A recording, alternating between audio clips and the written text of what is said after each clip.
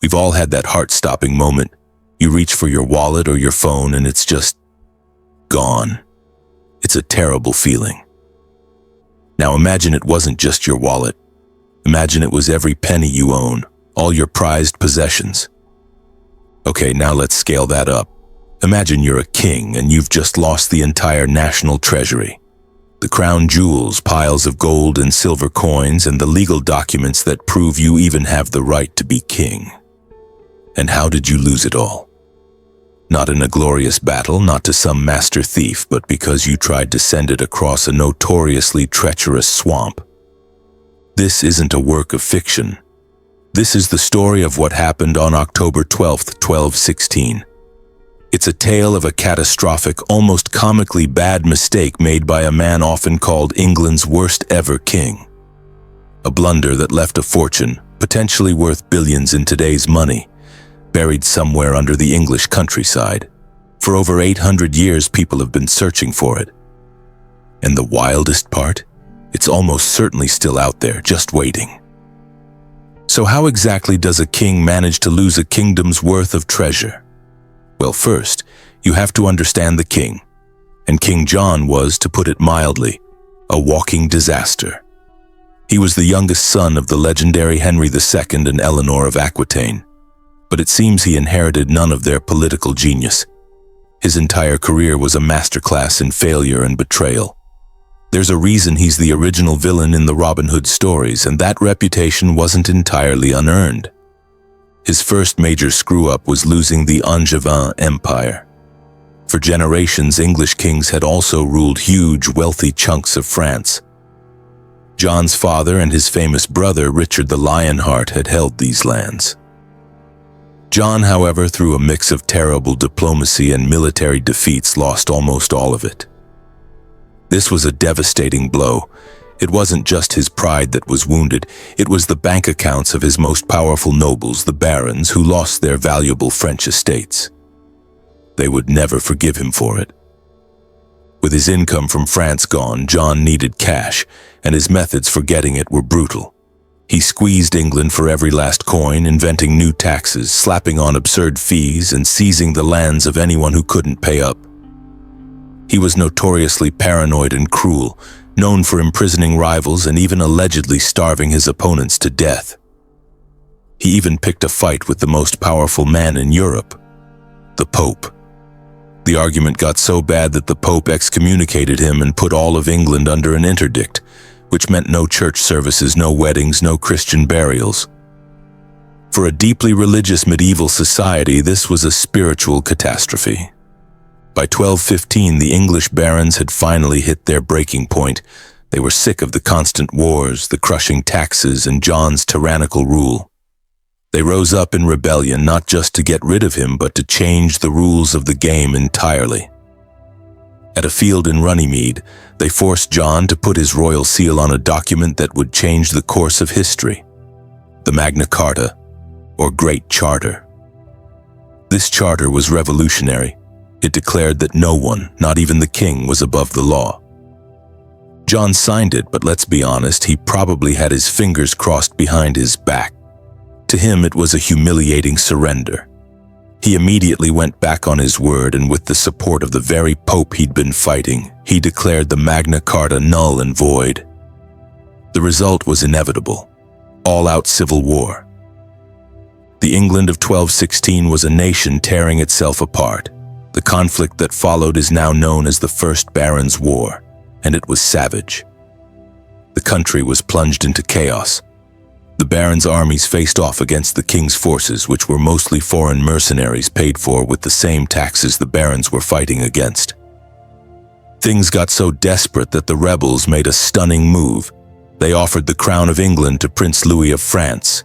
It was an incredible betrayal, but it shows you just how much they hated their own king. Louis landed in England with a French army, and many barons flocked to his side. For a moment, it looked like England's future might be French. This is the world our story takes place in. King John was a king on the run in his own kingdom, constantly moving and fighting to win back territory. Now, back then, a king didn't travel light. The entire royal court moved with him. That included his staff, his administrators, and most importantly, his treasury. In an age before secure banks, a king's wealth was his power, and that power had to be portable. He needed chests of gold and silver coins to pay his mercenary army, the only people still loyal to him. He also traveled with all the symbols of his power, the royal regalia. This wasn't just some fancy jewelry. This was the crown jewels of England. We're talking sacred coronation crowns, golden scepters, swords of state, ornate goblets, and priceless religious relics. This treasure was the physical embodiment of the English monarchy. In the middle of a civil war, it was his emergency fund, his war chest, and the ultimate symbol of his right to rule. Losing it would be unthinkable. In early October 1216, John was campaigning in the east of England. He'd just retaken the town of Lynn in Norfolk, but he was a sick man. He was suffering from a severe case of dysentery, an illness that was often a death sentence in the 13th century. Sick and stressed, he decided to move north toward Lincoln. But to get there, his army and his massive baggage train had to cross a notoriously dangerous obstacle, an estuary called the Wash. The Wash is a massive bay where several rivers flow into the North Sea. Even today, it's an intimidating landscape, but in the 13th century, it was a wild and treacherous maze of tidal creeks, quicksand, and sucking mudflats. The area was infamous for its powerful and incredibly fast tides, so fast they could outrun a horse. A crossing was possible, but only on a specific causeway, and only at low tide. Get the timing wrong, and you were done for. On October 12, 1216, King John stood at the edge of this watery nightmare. Sick with dysentery, he made a decision. He would take the longer, safer route around the Wash. But his baggage train, the slow, heavy wagons carrying literally everything he owned, would take the risky shortcut across the tidal flats. This wasn't just a couple of carts, it was a long line of wagons and horses piled high with chests of treasure, the crown jewels and all the records of his government guarded by soldiers and servants. They had local guides who supposedly knew the tides and the way across. They set off as the water receded, snaking across the treacherous ground. But on this day, something went horribly wrong. Maybe the guides misjudged the tide. Maybe the heavy wagons got bogged down in the mud.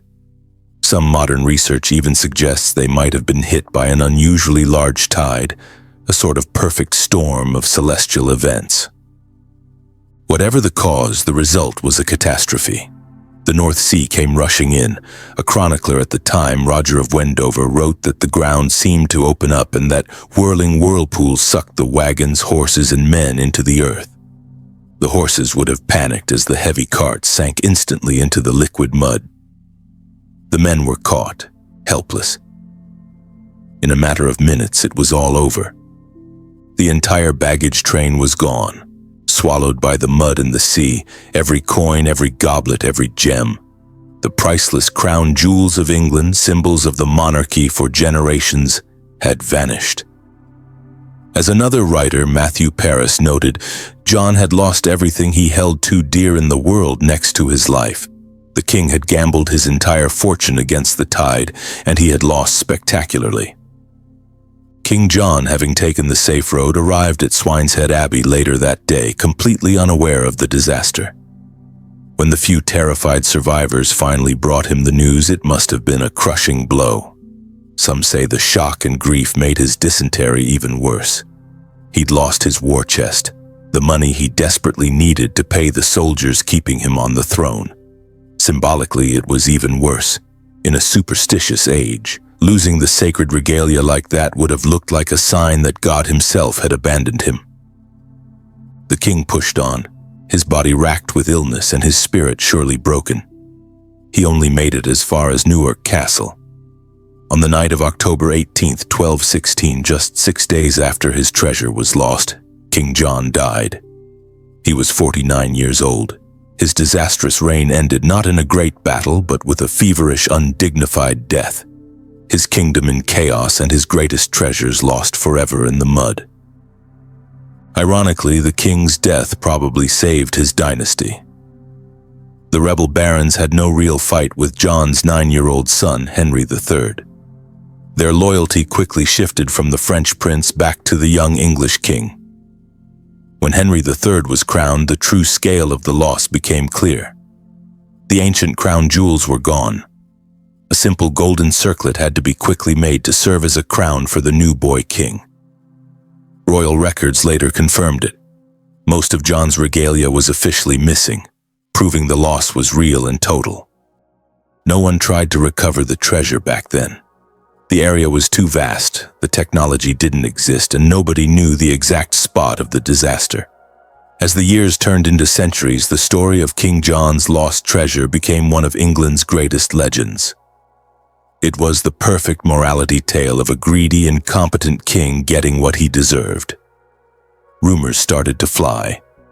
One story claimed a farmer found it in the 14th century and lived in secret luxury, though there's no proof. Others whispered that John faked the whole thing to hide the fact he'd already spent it all. But the historical consensus is firm. A massive royal treasure was lost to the tides, and it has never been seen again. So after 800 years, the big question remains: where is it? The wash today looks completely different than it did in 1216. Centuries of land reclamation have turned miles of what was once treacherous marsh into fertile farmland. River channels have moved, the coastline has changed. The treasure, if it's still there, is likely buried deep, maybe up to 20 feet or 6 meters, beneath the soil of Norfolk or Lincolnshire. But that hasn't stopped people from looking. The legend has obsessed generations of treasure hunters and historians. It's hard to put an exact price on it, but based on what was likely lost, crowns, gold, silver, and priceless gems, estimates of its modern value run into the hundreds of millions, possibly even billions of dollars. Its historical value, of course, is priceless. Finding it is the ultimate long shot. Clive Bond, chairman of the West Norfolk and King's Lynn Archaeological Society, has called the chances of finding the exact spot 1,000,000 to 1, thanks to the shifting landscape. Yet the search goes on. Modern tech has offered new hope. Researchers have used ground-penetrating radar and LiDAR, which uses lasers to map the ghostly outlines of the medieval landscape, revealing ancient riverbeds where the convoy might have crossed. As recently as March 2024, a new archaeological dig began, prompted by the construction of a solar farm near Walpole Marsh, a prime candidate for the disaster site. While past digs in the area have found small medieval items, the grand prize remains hidden. Some historians are skeptical, arguing John probably had less treasure with him than the legends claim, having spent most of it on the war. But the tantalizing possibility remains. They found King Richard III's body under a parking lot in 2012. Could King John's treasure be lying just a few feet beneath a farmer's field, waiting for the right person with the right tech, or just a massive stroke of luck? The story of King John's lost treasure is the perfect final chapter in the life of a deeply flawed king. It's a story of incompetence, desperation, and unbelievable bad luck. It's a moment where the chaos of civil war and the raw power of nature crashed together to create one of history's greatest mysteries. 8 centuries later, the crown, the gold, and the jewels of one of England's most infamous kings are still out there. A billion-dollar treasure buried by the tide, waiting under the quiet fields of the English countryside. What do you think? Was it the world's unluckiest accident? Or did John somehow fake the whole thing? And where do you think the treasure lies today? Let me know your theories in the comments below. And if you enjoyed this dive into one of history's greatest unsolved mysteries, make sure to subscribe for more stories of lost treasures and forgotten history.